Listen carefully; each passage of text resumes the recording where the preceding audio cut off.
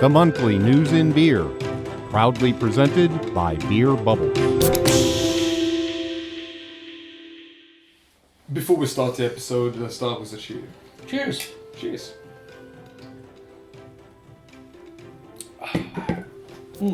Welcome to News in Beer, episode number 4. Today we'll talk about safe social drinking. Czechs being sober-ish. But before we get started, press that little button to, subscribe to the channel, click that little notification bell, like the video, comment on the video. And listen to the podcast. Yeah. So let's have ourselves some news. Let's do that. Let's start with, how many bubbles does a beer contain? Okay. Have you ever wondered how many bubbles your beer contains? Not really, but... Well, the American Chemical Society has counted them for you. Okay, so you don't thank have to. Apparently, a half pint of an industrial lager served at 5.5 Celsius contains between 200,000 and 2 million bubbles. But we are bubblier though. Yes, we are. We are much more bubbly than 2 million. Bubblier. Yeah, bubblier. That's us. Beer bubbles. Sports. Sport. Is tennis the new beer pong? I hope not. With 20 Grand Slam titles, Rafael Nadal is one of the greatest on the ATP Tour.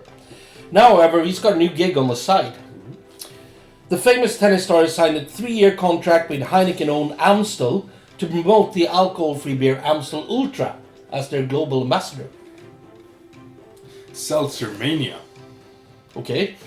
For Pioneer's Boston Brewing Company, beer sales are dwindling, but their hard seltzer, Truly, is selling like crazy. According to the company, sales went up by astonishing 65% in Q1. Oh. On the Swedish market, it's still a niche product, but in the US, where the hard seltzers are counted as beer, they take up about 8% of the market. Well, that's massive.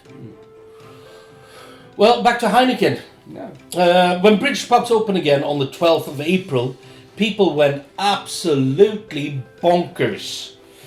Beer sales went through the roof, and so much that Heineken has actually restricted sales of their brands Amstel and Birra Moretti to 3 kegs per pub per week. So far, pubs are only allowed to serve outside, but on the 17th of May, restrictions for indoor sales should be lifted. 3 kegs per week, huh? That's nothing. It's nothing. Oh. But spent grain can become fuel and food.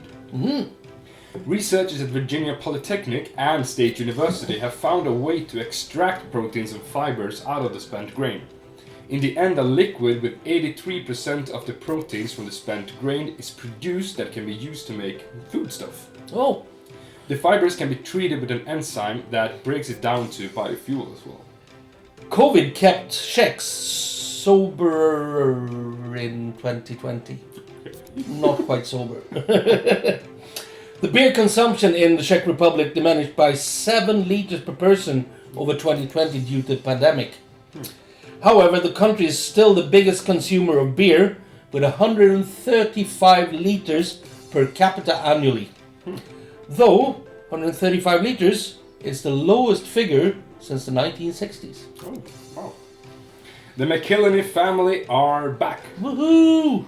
Soon after CC visited Alpine Brewing in 2017, the then pot owner Green Flash went belly up. Now Pat and his son Sean are back at it again. In the same brewing system they sold to Green Flash 7 years ago, they will now make a beer under the family name.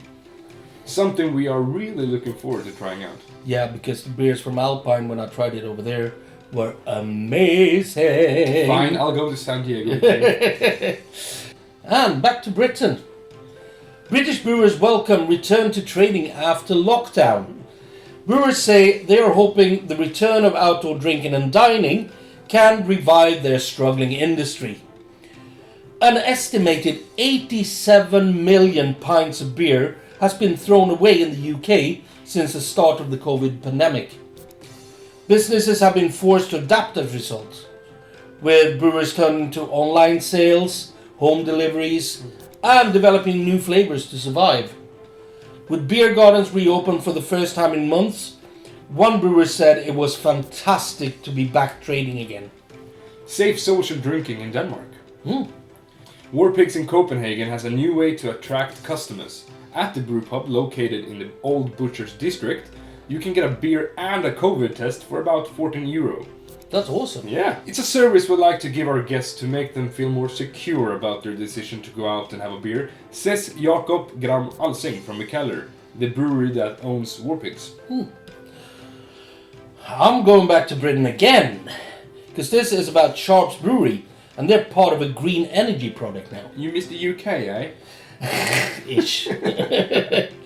Molson Coors, which also owns iconic brands such as Carling, Coors, and Aspel Cider, has become the first major brewery in the UK to produce all of its beers and ciders using 100% renewable energy.